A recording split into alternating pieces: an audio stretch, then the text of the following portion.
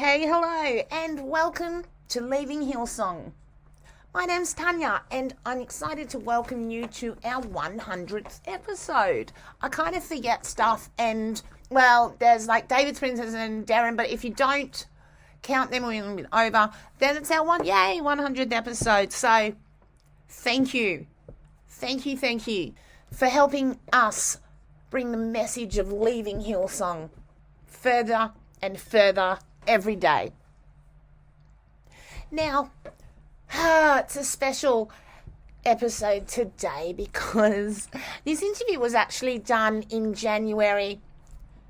Sean Morin from an Economy of Souls episode had said to me, somebody needs to interview you.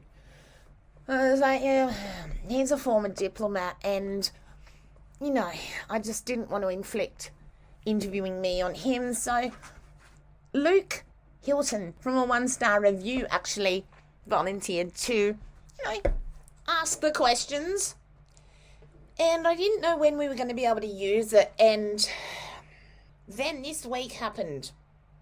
And last weekend, episodes 3 and 4 of Secrets of Hillsong by Vanity Fair and Scout through Hulu in the US was released. And it was one of the biggest shocks I can say I've had in terms of interviews or any kind of contact with media over all these years.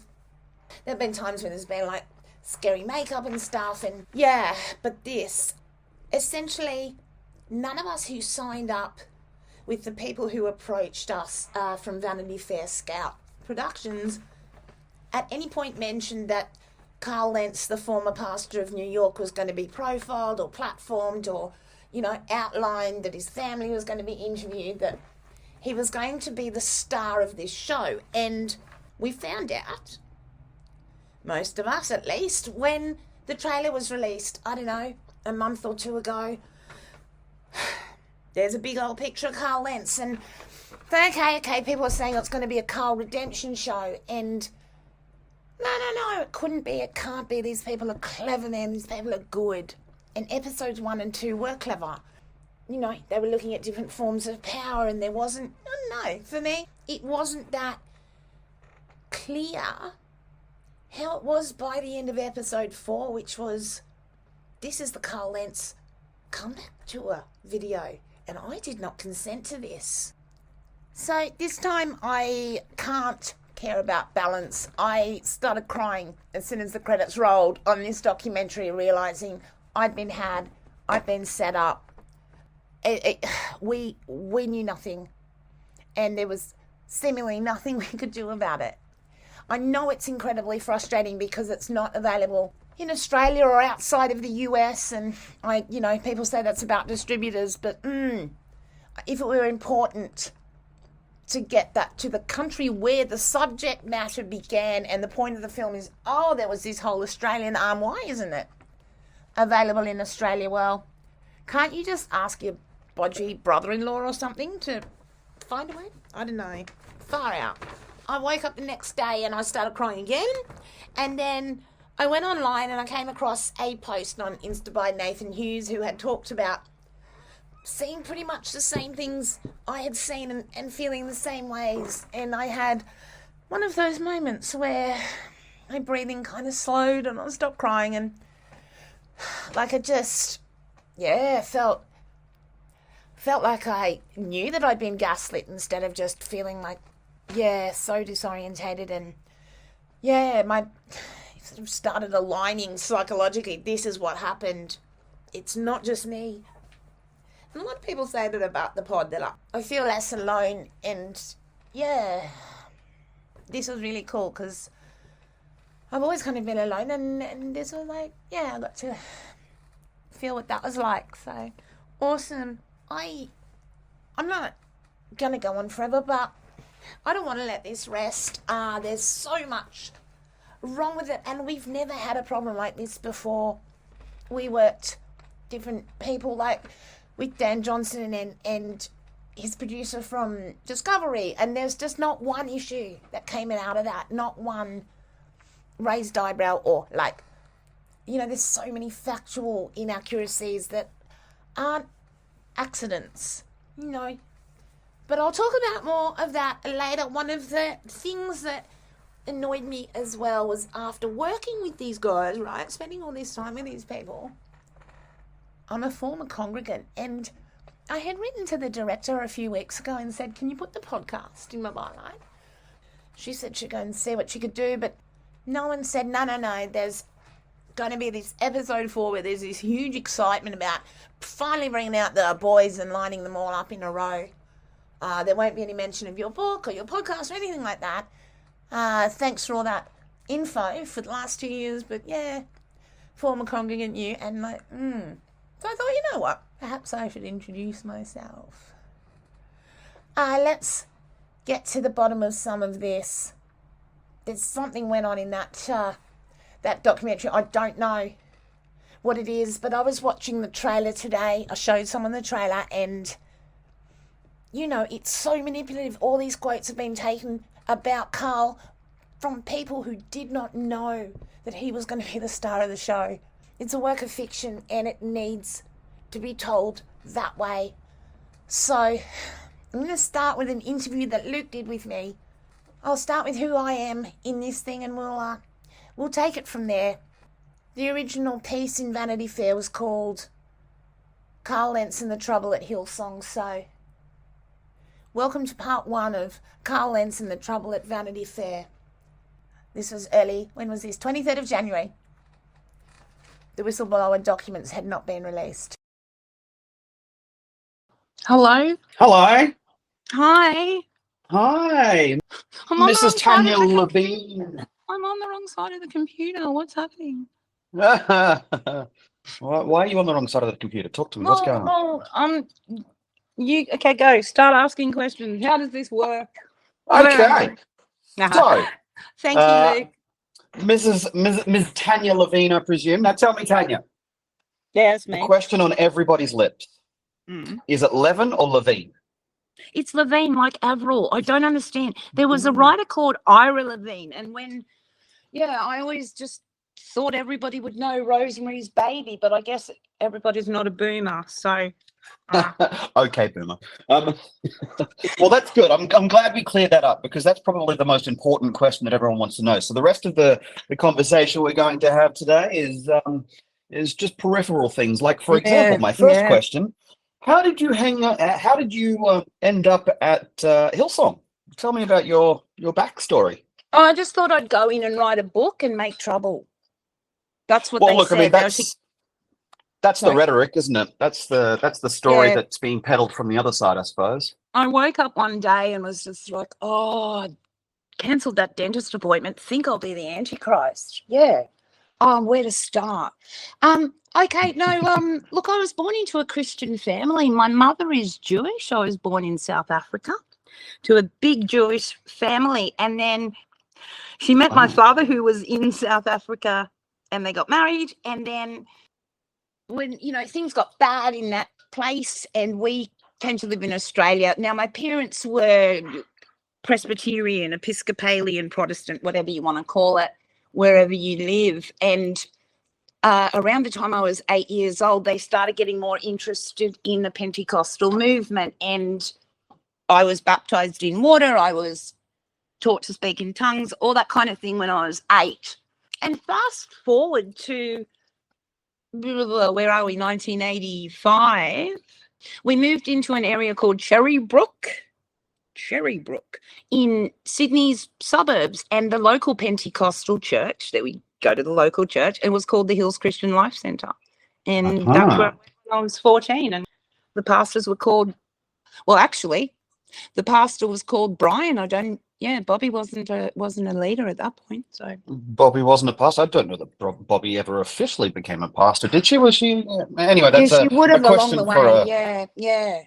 Yeah, right. Okay, cool. So essentially you're landing in Hills Christian Life Center was less about seeking out that style of Christianity and more about that was just a convenient location to go. Would you say that? Yeah, it was the closest established Pentecostal church in the area. I was born into it as such. Yeah. Yeah, right. And how old were you when you guys ended up at that church? I was 14 or turning 14. So you were probably starting to get integrated in with the youth group there and starting to have a little bit. Youth group for a while. I had quite strict parents. My mother didn't need me going to youth group and looking at boys, and couldn't see any real purpose to what this youth groupy thing was when church was adequate. So after a while, though, after some persistence, I was one of those kids that had to sit next to their parents at church, and it was like so embarrassing, So, look, I think at some stage throughout all of our church life, we were all that kid. If we grew up in the church, we were. I know I was. I know most of the people at the church that I went to at the time were. The cool kids got to sit with each other and not with their parents. But you mean the pastor's kids? Yeah, fair. That's a fair call. Now, tell me. So you're 14. You've come into Hills Christian Life Center. You've got Pastor Brian with that sexy looking porn stash thing going on there, right? Oh, they all had it. Yeah. Yeah. It was definitely a thing. What, we're talking mid-80s now? So yeah, that was because I've gone back and looked at my diaries. So I think it was September 1985 is the first entry. So I would have just turned 14. Yeah.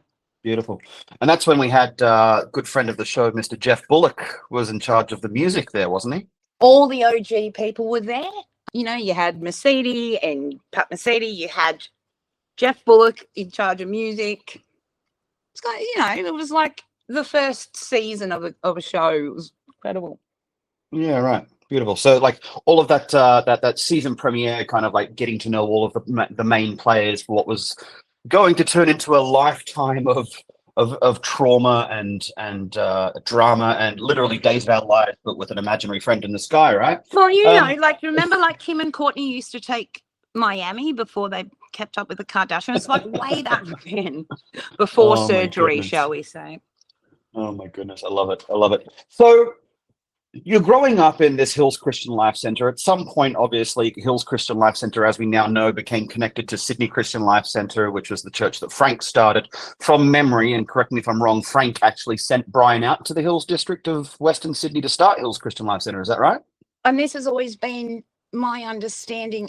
There's a little bit of conjecture around this, but definitely Frank started Sydney Christian Life Center, and that church started other what we call church plants, and there was one in Liverpool, and they did one in, and I don't know whose idea is the thing. I don't know. Sorry. So it was decided that one would start in the Hills. It was an up and coming area. The reason it's called Hills is there's a lot of suburbs: Castle Hill, Seven Hills, Borkham Hills. It's known as the Hills District.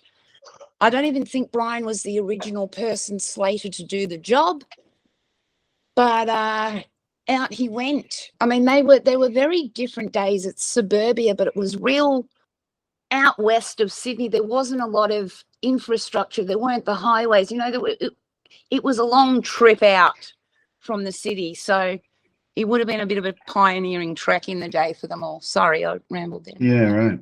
No. That's really fascinating because I've spoken to people overseas. I've spoken to people even here in Australia who, the word Hillsong now is obviously synonymous with Brian and Bobby Houston, yeah. and the I guess we'll call it in quotes success that the church has grown into.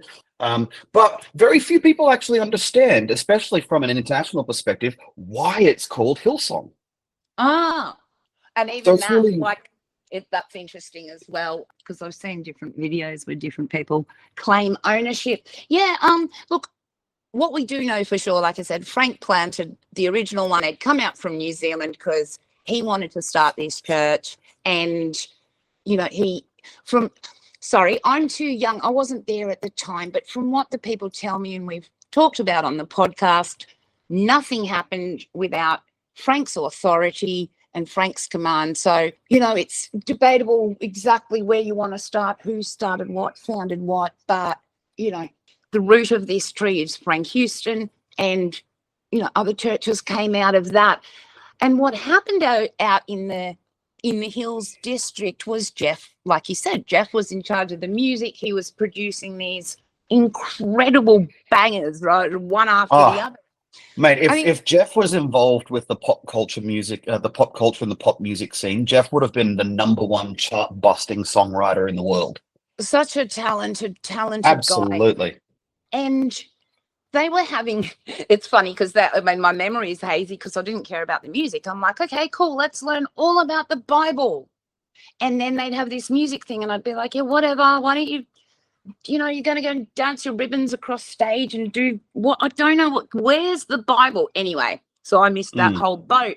The music was growing. They had a music conference once a year that they called Hillsong. And the conference became more famous than the church.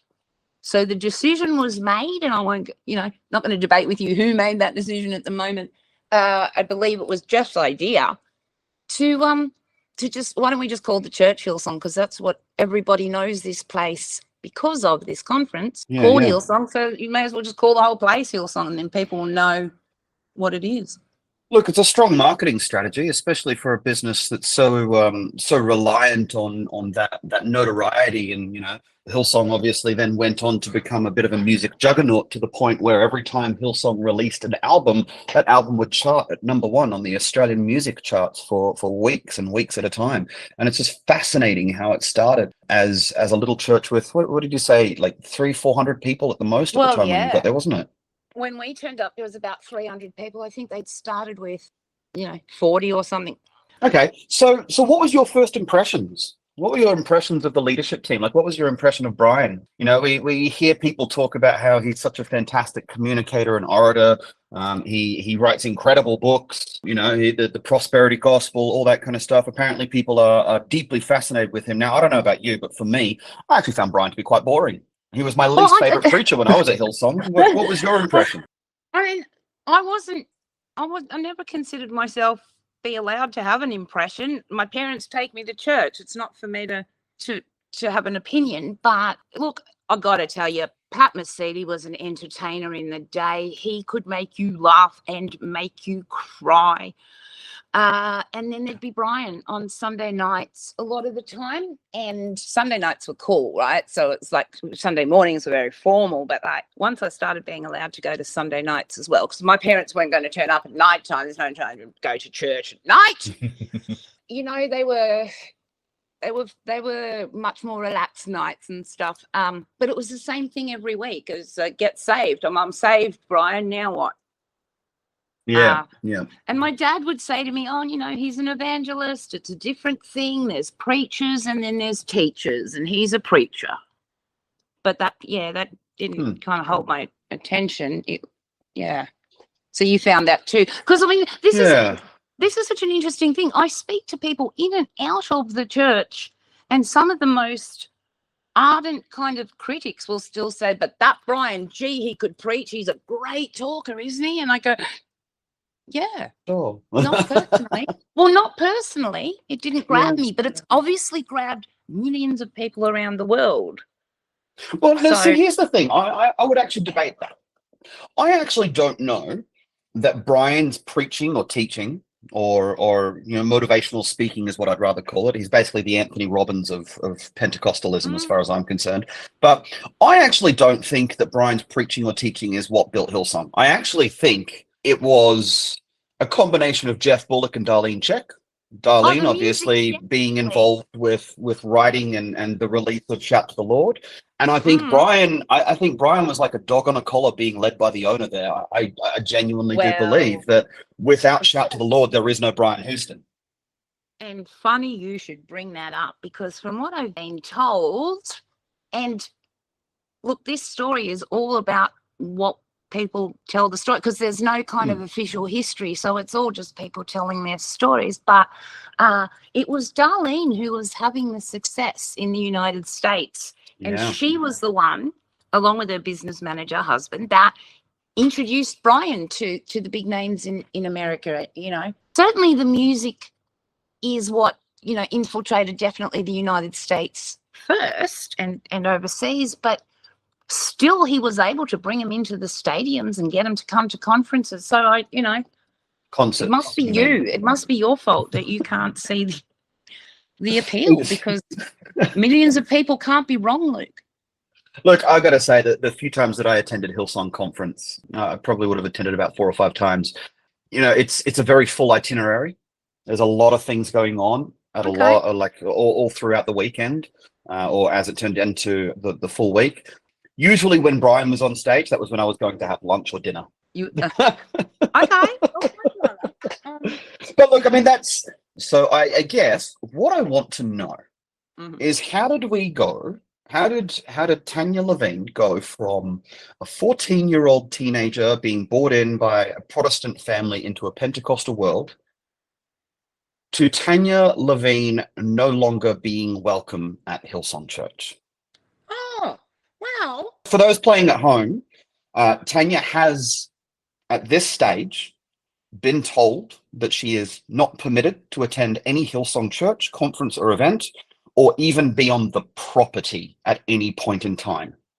So we want to know why. Very unfriendly. So when I could no longer take it, I mean, it's a long and drawn out process, but I started having questions in my head when I was 16 at church, and looking around me and going, no, I don't like this. I don't like this. Isn't true. This isn't real. There's something wrong here. And instantly getting those feelings of like, you've let Satan in your head, haven't you? So then you have to try and fight the demonic attack, and still you think things aren't right, but it must be you, like I said, because there's all these other people are fine with it. So what's going on? And this continued until I just couldn't keep going. I went to uni. After I left school, I started university.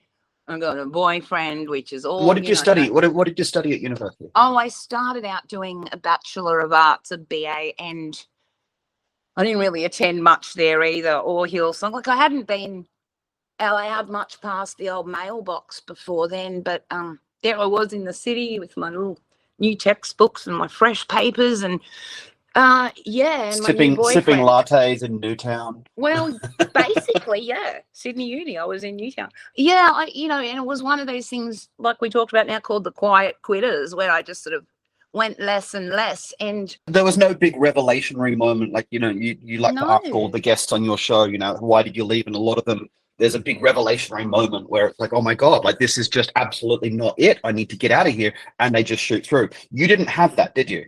No, all I could do was, I had this boyfriend. We were engaging in immoral behavior together behind closed doors. I had given him the gift I was supposed to save. And so I knew I was, tainted goods. I was worthless from that point on in the church scenario. But I also just couldn't do the hypocrisy. I was friends with a girl who was dating a youth leader, and I talk about this in the book, and they would meet up on Friday nights and they would have sex, and maybe Saturdays as well. And by Sunday, they would have to, he would make her pray and beg forgiveness afterwards, but then by Sunday night, he'd break up with her, and she was taking a morning after pill a lot of Mondays. But he was there on Sunday nights, hands way up in the air, and I just can't do that. Now, that's just me. I'm just too sort of blunt and neurotic. I don't know, but I couldn't do that whole thing. I, at least to I guess, capture my own sanity, had to be kind of true to my own life, or you know what I mean, live honestly in my own head or something, and not go somewhere and pretend to be something that I'm not, because I pretty much probably thought God would strike me down anyway. So I just kind of went over there for a bit and spent the next 12 years thinking I was just going to go to hell. Yeah, wow. So then I mean, my turning point came when Brian stood up and made his announcement about Frank and the serious moral failure, and it was so apparent to me. So you were in the congregation when that first announcement was put out to the public. Well, what had actually happened was, I went and lived in the city, and I went to uni, and I did all the things. I ended up having my son and moving back to the area to be near my mum and to be near some friends and where I'd grown up. And so when I heard the rumor, I'd been to the Pat Mesiti announcement, which had only been a couple of months before, because I only lived down the road. So, it wasn't so huge at the time. The numbers they were using were 12,000 people. They had 12,000 congregants all over the world. No, what they had was 12,000 seats. But anyway, continue. Well, combined services, and I don't know. It was only a 10-minute car ride. It didn't occur to me that I couldn't just pop into church and go and see what Brian was up to. So I'd been to the Pat one where Brian had... Which was a shock to the system, wasn't it? Because you and I both grew up going to Youth Alive events and seeing Pat Mesiti stand on stage in front of 20,000 people at Parramatta Stadium. Well, Pat was one of the original Hills Christian Life Centre pastors. He was a regular preacher there. We all knew him. And I mean, something else that I really should add is, like, as I was saying, these were my parents, not peers, my parents' friends. So my dad was a banker, and he was supportive of Brian and Pat, and he was a very committed Christian. And these were my father's associates and friends, and to an extent, giving them business advice and that. So I was just the daughter, but we had all been so attached to Pat and loved his style of preaching. We'd all got on the bus and gone to Youth Alive things. And then one day Brian sort of stood up and made these announcements that he had to let Pat go. Pat had to go because of serious moral failings. It was something else. It wasn't quite. It's fascinating how the terminology. I can't remember the exact words myself, but I remember hearing about it, and I remember the terminology being compared to the terminology that Brian used with Frank as well, which is why, for people who were there during the Frank announcement, no one's mind really went to, oh my God, he's a pedophile. Well, no, I mean,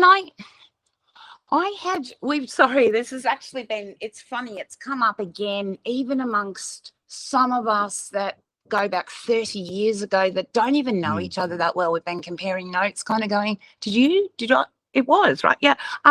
By the time I arrived at that announcement about Frank, I had been told something by someone, so I had some prior knowledge what it was about, but I don't think most people did. So when he made this announcement about a serious moral failure, I knew that it was child sexual assault and that it was being called a serious moral failure, and that it was, I watched him focus this incident on himself. I watched Brian focus this incident on himself, his family, his kids, his suffering, and the response from the crowd was to reward that with a standing ovation. And that was the moment I knew. That was the moment I went, hang on. Look, 100%. 100%. If we know nothing on earth, we know that child sexual assault is wrong. And if these people are clapping for something that hasn't, there was no mention of victims. There was no mention of zero tolerance. This will never happen in my church again while there's breath in my body. Nothing. Yeah. Pray for us. And I went, no, that's it. I had always said, because I always thought the fault was with me for all these years, it has to be me. I'm the one that can't follow the rules and be happy and go along with it. And I had two pretty good friends, and one of them I call her Jules in the book, and she would listen to me and we would talk about things, and she would be kind of like, well, where will your questions end? And the other one would just say, he loves you so much, Tanya. Why are you being so horrible to God? He just loves you. Can't you just accept that? So I figured it was all me. And I had said to Jules, look, I'm going to just go and be over here for a while and have a think. I don't want to cause these people trouble, but if they start filtering into the general community where people don't know who they are and how they operate and stuff, I'm going to really want to say something. And they did. And, look, at the same time, when I was at uni, people would say, cool, like, so what did they do to you? I'll go, nothing. Yeah, but so why you, like, what's your problem with them? Like, did somebody, like, hurt you or, like, bash you? No. They're just, right? So it's taken a lot of processing myself. So then the Frank thing happened, and it was established that the church that this church had come from was founded by a prolific child sex offender, and I'm out. I'm out when those are the with stakes. Yeah. I'm out. Yeah. Now that's 2001. So And then from that point onwards, I'm getting there. 2001, so you've walked off, you've left. You're like, no, this is just too much for me. I'm And getting then there. somewhere along the lines, something happened where you received a letter. Oh no, well, hang on, I'm getting there. So then I had nagged this friend of mine for a little while. I've always got these great ideas, start this, do that, invent that. And I had a friend from uni who was working for Allen and Unwin in publishing, and I said to her, I want to write my book on Hillsong. If you're writing a book, I want to write a book on Hillsong. And she said to me, Tanya, if you are serious this time, send me a chapter outline and I'll talk to the editor. And I sent her some ideas, and Allen and Unwin editor met with me, and I can remember very clearly, she turned to me and she said, so Hillsong. So pretty much straight away, it was clear that there was a brand that they could market. Like I always say, I'm not Kate Moss, discovered at the airport there. I wasn't pounding any pavements. Your art comes down to what they can market. So I signed a book contract in February of 2005. And then I went to Colour Your World in March of 2005 as a research exercise. Oh, it was a horrific step into trauma. And in April, I wrote to my pastors growing up, Dear Brian and Bobby, I'm writing this book. I really would like to have you involved in it, get your perspectives. We could communicate about this as I go through the process. And that would give the balance and the insight. And I got a letter back, and it's been posted. I'll dig it up again. I got a letter back from George Agajanian, the general manager. And I don't even think most people knew there was a general manager at the time. And he said, Dear Tanya, in response to your letter, they don't want to do an interview with you, and you caused significant disruption at the recent Colour Your World conference. So we ask that you refrain from attending Hillsong services in the future. Significant disruption at the conference. What did you do, Tanya?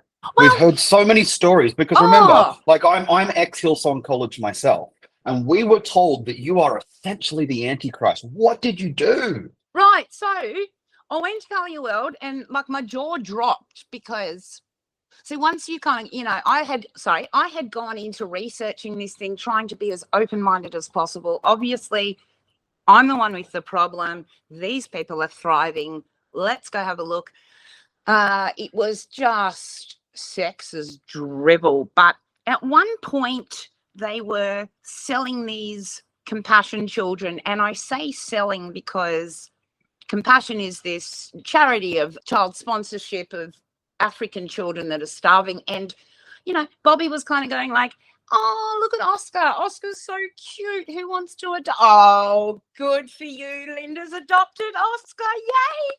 So these children were being auctioned off, and there's obviously kickbacks and, partnerships with the charities and stuff. And then they had this child up on the big screen, sort of thin and African. Will you be my sponsor? And it was just so many. I didn't even have the language then. It was so manipulative. And I remember looking to the person to the left of me, the woman to the left of me, going like, what is this? Now, I think that might have been in a break. There was so much noise there. I don't know how you could disrupt that place if you wanted to. My problem was, what I didn't realise was, I'd been seated next to Brian's sister. Oh, So the which person one? that I Which sister? so the person that I turned to and go like, what are these people doing? Was Brian's sister Judith, who was working. Oh dear. So I think that's how that happened. Yeah. See, there are wives' tales. There's almost like legendary tale that Tanya Levin stood up in the middle of the conference and started shouting from the audience and had to be dragged out. It's all bullshit. Is that what you're telling me? Well, how would I mean? I challenge anybody out there to significantly disrupt a meeting there. Like, set yourself on fire and see if it'll actually stop the show. Well, no, that would just be the glory of God, wouldn't it? Well, they would just so actually well, because I couldn't believe it. I didn't take them that seriously. I mean, Brian, come on, you kidding? Well, I can't come back. Come on, no, you're not serious. So a couple of months later, Joyce Meyer had made Joyce Meyer was due to turn up. Yeah, I remember so that. I was like, sweet, let's go. I had a couple of friends with me. We turned up, and Grant Thompson came and sat next to me, and he's like, you're not supposed to be here. And I was like, huh? And he goes, come and talk outside. So, because I am like super shifty, I left my bag inside and I went and talked to Grant outside. Now, Grant Thompson is from my youth group. He married my friend's little sister. Like, that's all I knew. And so, yeah, come on. And he said, you're not allowed to be here. And I said, okay, I've just got to go back in and grab my bag. And I went in to get my bag, and they sent security, and literally 2 security guards picked me up and carried me out and put me outside. Dion was one of those security guards, wasn't he? I don't know who they were, but it was a bit extreme. I don't know what Joyce would have said. So, yeah, they were serious. Now, yeah, they were definitely serious. Wow. Do what you want. Sorry. So look, after that experience, after being essentially dragged out of a Joyce Meyer meeting, Hillsong pressed trespass charges against you, didn't they? Well, in Australia, people don't press charges individually. So we're going to cut to 2015. So this is 2005, and 10 years later, I was doing some media with a current affair about Hillsong Conference. Justin Bieber had turned up that year, and I met with this tabloid TV outside the conference. We did some filming and some chatting, and we were packing up to go, or they were packing up to go. Was winding up, and I was approached by police officers who had told me, that I was trespassing. And then they, it's such a petty little story, but they gave me you're not supposed to be. So I was outside the stadium, and then there are. This is at Sydney Olympic Park, because it was being held at the Sydney Superdome, right? So you're not allowed to go to Hillsong Church, No. but they never told you that you can't go to Sydney Olympic Park and be in the vicinity while there's a Hillsong event, did they?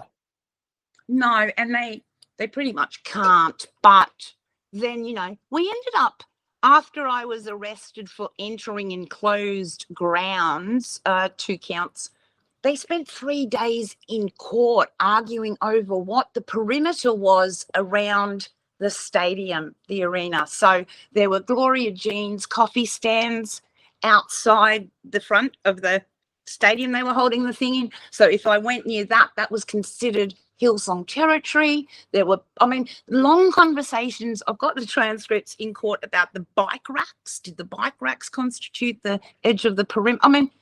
Yeah. And now I was in a those public charges, place filming. I wasn't quite. So you're eventually found guilty, and then you. Yeah, it was overturned on That. appeal. It was overturned on appeal. And what was the appeal? And what was the appellant judge's thoughts on that? Like, why was it overturned? It was actually quite wonderful. I had a wonderful solicitor come in at the last moment and go pro bono for me. And he's one of those super genius types, a guy called Aaron Kernigan. And the judge ended up making comments that it would be terrible to have a conviction on the record of someone with otherwise impeccable character. Yeah, right. Okay. That was cleared up. Yeah, okay. Perfect. Okay. So fast forward a couple of years, we have People in Glass Houses. Has been out for a few years now. You're starting to get some media attention. There are starting to be a few salacious stories coming out about the inner workings of Hillsong. Yeah, Word well, there starting was to get nothing. around. I mean, there was nothing for what? Like after the book, you know, there was really nothing newsworthy for 13, 14 years. And I haven't been sitting here like a hawk waiting or an eagle. You know, I had a son, I had jobs, I'm a social worker, I was working, and then, hey, everything changed. I just want people to know it's not like I sit here and like study Hillsong all day and night. It's all, a lot of this has hit me like a ton of bricks as well. Like it's been a real shock. So it's fascinating to me because it took a long time from when Brian announced his father's moral failings, quote unquote moral failings, for it to finally get to the point where it's like, wait, hold on a second. No one reported this. Were you as surprised as everybody else was when you found out that they had completely missed the boat on their legal and moral obligations? We'll have to be really careful here because we can't speculate. Of course. I'm more tell you- asking about your reaction to hearing that this was the allegation. Hello, so that'll be a place to end for now. I got tired. I'm going to go watch like YouTube and try and do more processing of what's happened. Thanks for listening. I hope that this will set some of the records straight. There's obviously various rumours around. I didn't know. It didn't cross my mind. I hadn't thought of what, is being said about me, but here we are. Here we are. If you watch the doc, good luck. It's a huge setup. That's how I feel. In lots of different ways that I'll get to. Feel free to make it known wherever you want that you've heard from people that were involved directly and they feel exploited. They feel set up. They feel like they've been exploited exactly the way Hillsong did it. Bait and switch. May not be illegal, but it's just so, well, out of the ballpark in terms of trust and, wanting to do the right thing. In any case, part 2 will be up tomorrow. Keep being kind to yourself. Be kind to the people around you. It's all part of leaving Hillsong is what I'm thinking. The thing is that we don't need documentaries like this anymore. The world knows now. The whistleblower documents were dropped after this, but maybe we did need them to find out what people are like. And we'll figure out what to do with all of that. And we'll talk soon. Bye.